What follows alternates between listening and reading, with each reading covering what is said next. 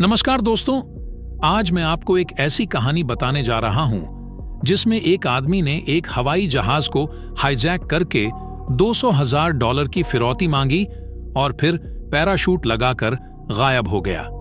ये वाकई में हुआ था और आज तक इस आदमी का पता नहीं चला है। तो चलिए शुरू करते हैं ये रोमांचक कहानी। वह थैंक्सगिविंग का समय था जब 24 नवंबर 1971 के दिन पोर्टलैंड इंटरनेशनल एयरपोर्ट के एक टिकट काउंटर पर एक व्यक्ति आता है जो नगद देकर फ्लाइट 305 का एक टिकट लेता है। यह फ्लाइट सीएटैक यानी सिएटल टैकोमा इंटरनेशनल एयरपोर्ट को रवाना होने वाला था। टिकट लेते समय ने उसने अपना नाम डैन कूपर बताया था। कुछ देर बाद ही कूपर एक काले ब्रीफकेस के साथ फ्लाइट 305 में अन्य यात्रियों के साथ सवार हो गया। कूपर को लास्ट रो में सीट 18E दी गई थी, इसलिए वह वहीं जाकर बैठ गया। यह सीट फ्लाइट अटेंडेंट की सीट के पास ही था। दोपहर में 2:30 पर फ्लाइट 305 36 यात्रियों और क्रू मेंबर्स के साथ उड़ान भरती है।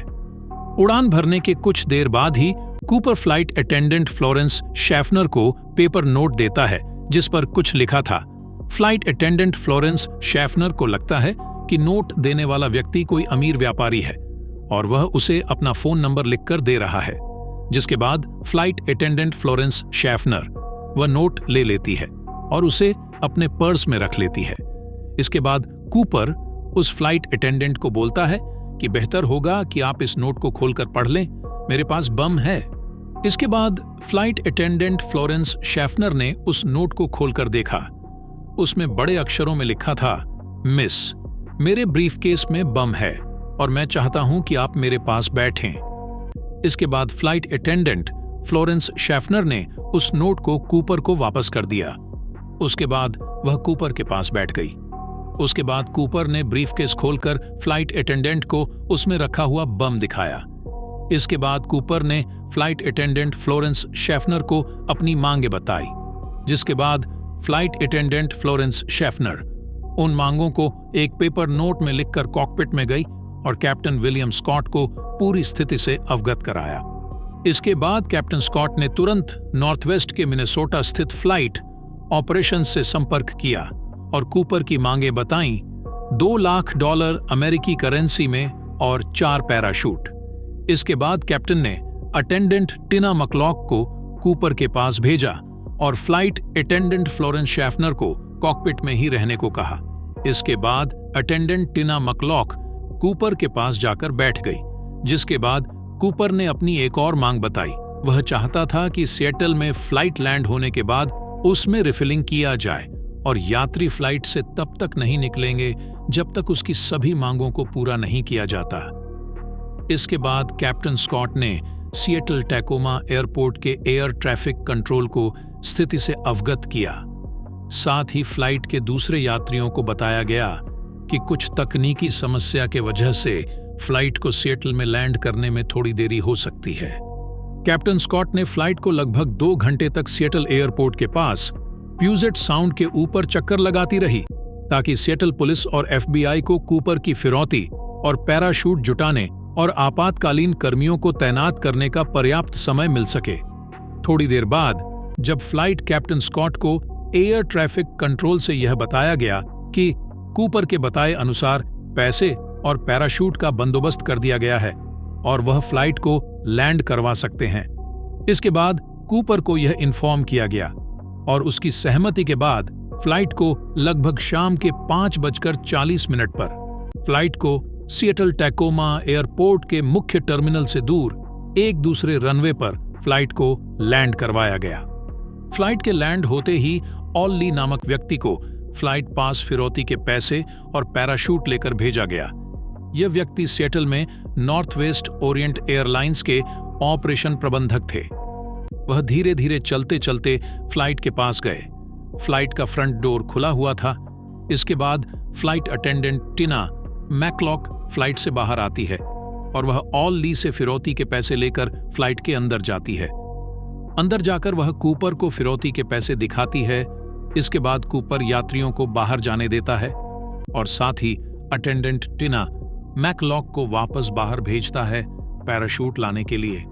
सभी यात्रियों के उतर जाने के बाद फ्लाइट में सिर्फ कूपर और फ्लाइट के 6 क्रू सदस्य बच जाते हैं। 2 फ्लाइट अटेंडेंट के रिक्वेस्ट करने पर कूपर फ्लाइट अटेंडेंट हैनकॉक और शेफनर को बाहर जाने देता है। इसी दौरान अटेंडेंट टिना मैकलॉक सभी 4 पैराशूट लेकर आती है। इसके साथ ही कूपर के मांग के अनुसार फ्लाइट को रिफ्यूल भी किया जा रहा था, लेकिन रिफ्यूलिंग में ज्यादा समय लगने के वजह से कूपर ने क्रू सदस्य को रिफ्यूलिंग बंद कर तुरंत मैक्सिको की तरफ उड़ान भरने का आदेश दिया। लेकिन फर्स्ट ऑफिसर राताचजक ने कूपर को बताया कि मैक्सिको तक उड़ान भरने के लिए फ्लाइट में पर्याप्त ईंधन अभी नहीं भरा है, उन्हें बीच में फिर से किसी एयरपोर्ट पर उतरकर रिफ्यूलिंग करना पड़ेगा। इसके बाद कूपर फ्लाइट को दोबारा रिफ्यूलिंग करने के लिए रेनो ताहो अंतर्राष्ट्रीय हवाई अड्डे पर उतरने के लिए तैयार हो गया। इसके बाद शाम 7:40 पर फ्लाइट 305 दोबारा उड़ान भरता है।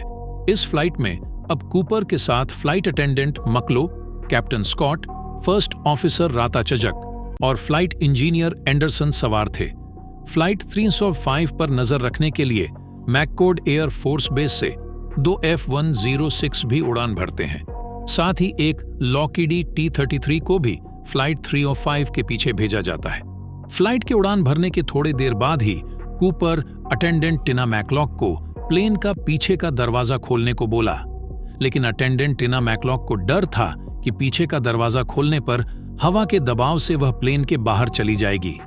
इसीलिए उसने कूपर से बोला कि पीछे का दरवाजा खोलने से पहले कूपर उसे किसी सीट से बांध दे ताकि वह सुरक्षित रहे, लेकिन कूपर ने ऐसा करने से मना कर दिया। इसके बाद कूपर ने अटेंडेंट टिना मैकलॉक को कॉकपिट में जाने को कहा, जहां बाकी के क्रू सदस्य थे। कॉकपिट में जाने से पहले अटेंडेंट टिना मैकलॉक ने कूपर से बोला कि वह अपने बम को भी अपने साथ लेकर जाए, जिस पर कूपर ने उसे जवाब दिया कि जाने से पहले वह बम डीएक्टिवेट कर देगा या फिर अपने साथ लेकर जाएगा। इसके बाद अटेंडेंट टिना मैकलॉक कॉकपिट चली गई। कॉकपिट में जाने के बाद भी अटेंडेंट टिना मैकलॉक कूपर को देख पा रही थी। उसने देखा कूपर पीछे का दरवाजा खोलने से पहले अपने कमर से पैसों का बैग बांध रहा था। करीब रात के 8 बजे प्लेन में वार्निंग लाइट फ्लैश करने लगे, क्योंकि तब कूपर ने पीछे का दरवाजा खोल दिया था। पायलट ने कैबिन इंटरकॉम के माध्यम से कूपर से पूछा कि उसे मदद चाहिए, तो उसने चिल्लाकर कहा नहीं, और वह प्लेन से कूद गया। इसके बाद फ्लाइट 305 का पीछे का दरवाजा खुला ही रहा। कुछ देर में फ्लाइट 305 रेनो ताहो अंतर्राष्ट्रीय हवाई अड्डे पर पहुंचने वाला था। इसलिए पायलट ने कैबिन इंटरकॉम के माध्यम से कूपर को बताया कि वह रेनो ताहो अंतर्राष्ट्रीय हवाई अड्डे लैंड करने के लिए पीछे का दरवाजा बंद करना होगा ताकि सुरक्षित लैंडिंग हो सके। पायलट और क्रू सदस्य ने बार बार कैबिन इंटरकॉम के माध्यम से कूपर से पीछे का दरवाजा बंद करने को कहा, लेकिन उन्हें कोई जवाब नहीं मिला। इसके बाद पायलट ने खुले हुए पीछे के दरवाजे के साथ ही रेनो ताहो अंतर्राष्ट्रीय हवाई अड्डे उतरने का फैसला किया और रात 11:02 पर फ्लाइट 305 रेनो ताहो अंतर्राष्ट्रीय हवाई अड्डे पर लैंड हो गया। इसके बाद FBI एजेंट्स और अन्य सुरक्षा कर्मियों ने फ्लाइट 305 को घेर लिया। उस प्लेन में अभी भी फ्लाइट क्रू मौजूद था। कैप्टन स्कॉट प्लेन की तलाशी की और उन्हें प्लेन में न बम मिला और न ही कूपर। इसके बाद FBI की टीम ने भी प्लेन की तलाशी की, लेकिन उन्हें कूपर नहीं मिला। इसके तुरंत बाद ही FBI और स्थानीय पुलिस ने जांच शुरू कर दी। FBI ने उन सभी लोगों से पूछताछ की जिन्होंने कूपर को देखा था। इसमें क्रू सदस्य भी शामिल थे। जांच टीम ने क्रू सदस्यों की मदद से कूपर का स्केच भी तैयार कर दिया। जब जांच टीम को यह पता चला कि हाईजैकर ने डैन कूपर के नाम से फ्लाइट का टिकट बुक करवाया था, तब उनके रडार पर एक DBC कूपर आ गया जो पोर्टलैंड में ही रहता था, जहां से फ्लाइट 305 ने उड़ान भरी थी। DB कूपर पर पहले भी आपराधिक मामले थे, इसलिए जांच टीम को उस पर शक हुआ। इसलिए पुलिस उसके घर जाकर उससे पूछताछ करने लगी, लेकिन जांच के बाद उन्हें यह बात कंफर्म हो गई कि DB कूपर वह हाईजैकर नहीं है। लेकिन इसी बीच एक जर्नलिस्ट ने ब्रेकिंग न्यूज के चक्कर में DB कूपर को हाईजैकर समझ लिया और उसने अपने न्यूज हाईजैकर का नाम DB कूपर बता दिया। इसे देखकर बाकी न्यूज चैनल और अखबार वालों ने भी हाईजैकर को DB कूपर का नाम दे दिया, जबकि हाईजैकर का असली नाम डैन कूपर था जिससे उसने टिकट बुक करवाया था। जांच टीम अपना काम करती रही। कूपर और फिरौती के पैसों की तलाश में कई टीमों का गठन किया गया। इन टीमों ने जंगलों में, तालाबों के अंदर और आकाश से भी कई जगहों का निरीक्षण किया, लेकिन उन्हें हाथ कुछ नहीं मिला। डीबी कूपर की तलाश अगले 47 सालों तक की गई, लेकिन जांच टीम डीबी कूपर को नहीं ढूंढ सका और साल 2019 में डीबी कूपर के मामले को बंद कर दिया गया। बीते कई वर्षों में कई ऐसे लोग सामने आए हैं जिन्होंने दावा किया कि वह या फिर उनके पहचान का कोई व्यक्ति डीबी कूपर था, लेकिन कोई भी वह साबित नहीं कर पाया कि वह असली डीबी कूपर है। आज तक किसी को नहीं पता चला कि डीबी कूपर कौन था और हाईजैक के बाद वह कहां गया। अगर आपको यह वीडियो पसंद आया तो इस वीडियो को जरूर लाइक कीजिए और ऐसे वीडियो आगे देखने के लिए हमारे चैनल फैक्ट्रम टीवी को जरूर सब्सक्राइब करें। जय हिंद, जय भारत।